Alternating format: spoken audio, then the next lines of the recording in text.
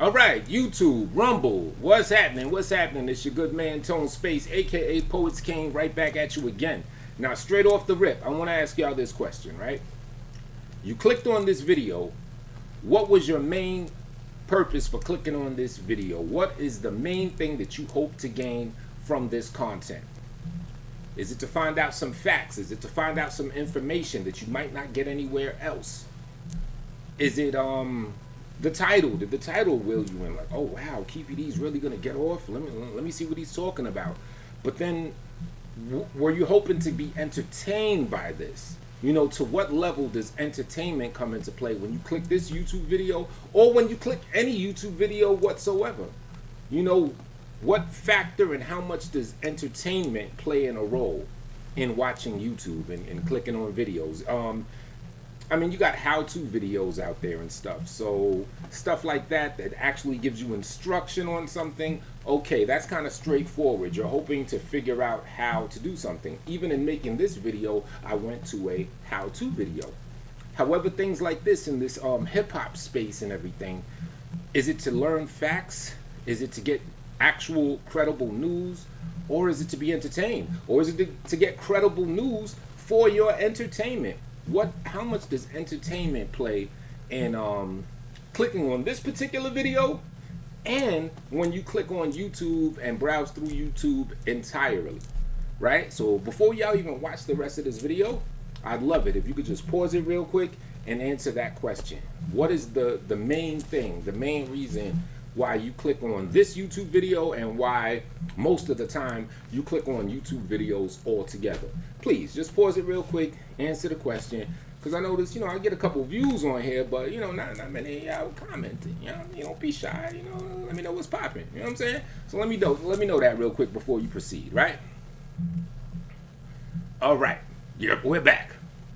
So continuing on, the guy to the right of me is what they call in California a super attorney by the name of Edie M.O. Fowl. Now, I got to give credit to the channel Hood Educated, because he did a video showing Keefe D coming to court for, you know, a preliminary court hearing and everything. His attorney wasn't there, and he mentioned who his attorney is. The Hood Educated channel did his diligence and looked up that attorney, and all this information, I give credit to that channel holder. I forget the brother's name at Hood Educated. You know, I see people all the times, they'll call the actual individual the name of their YouTube channel. Like, I see so many people say, yeah, Vlad TV said this, Vlad TV said that, and different things. And Art of Dialogue, you know what I mean, said this and said that. I personally like to address people by their names. I don't know if the brother ever really mentioned his name like that, but I like to be respectful, and if I know their name, address them by their actual name. So I'll just say the brother that does the Hood Educated channel, if they do call him Hood Educated, then Hood Educated brought this information about the guy you see on the right of me. He's considered a super attorney, so much so, he was the one in the Rodney King. He defended Rodney King after that beatdown that he caught before those riots that it caused.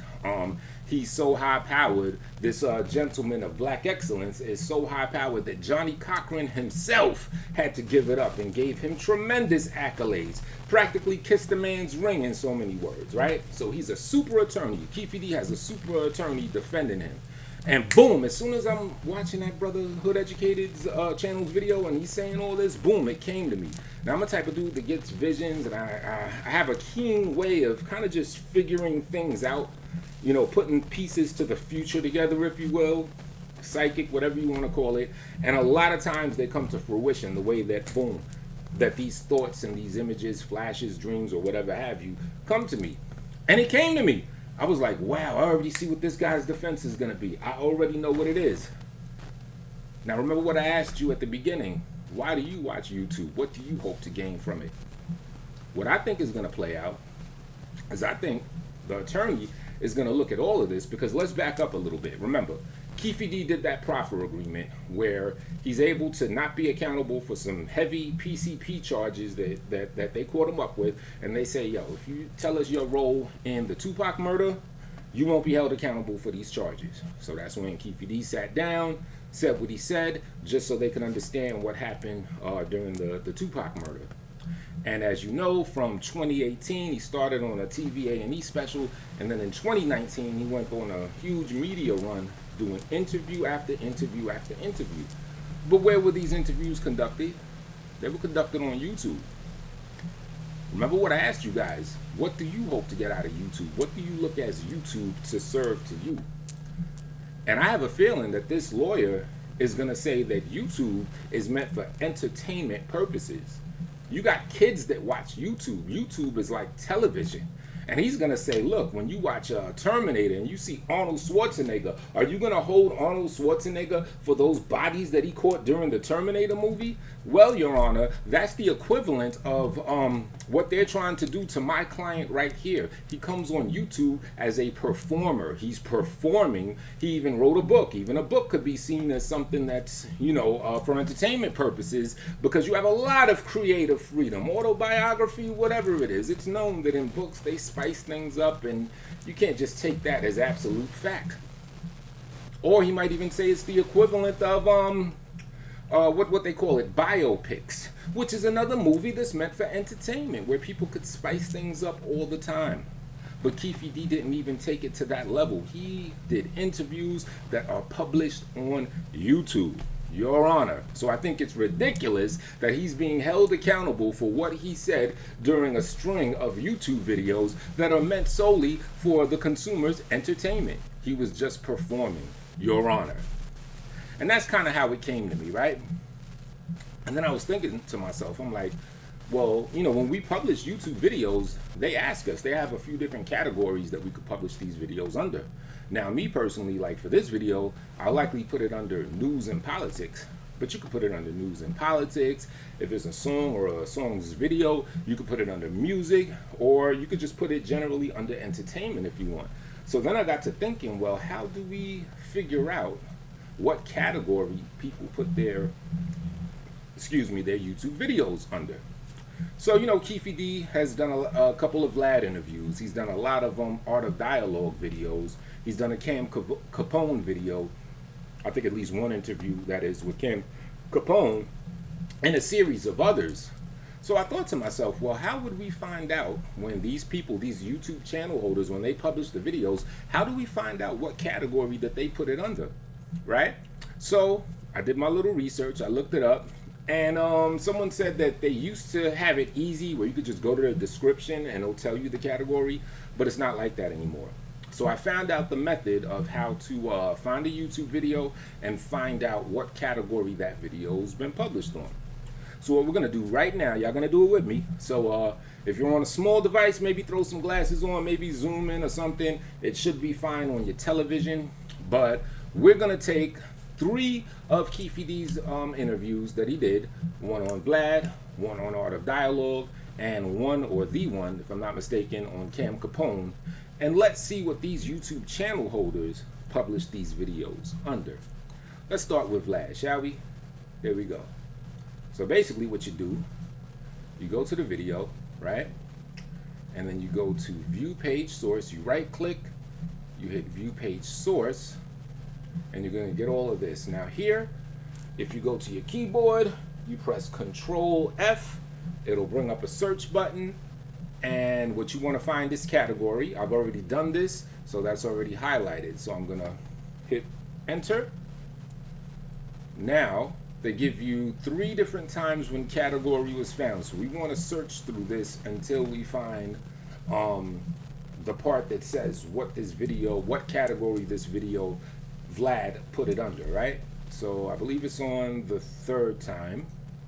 Boom, category right here. Entertainment.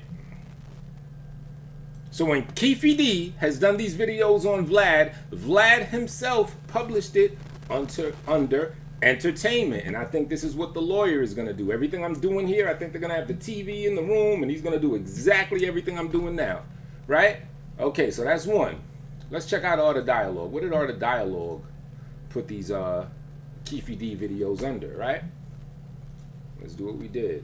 View Page Source. Let me put the mouse there. Control F. Category. We're going to hit Enter. Okay. Also 3 times category was written here. category.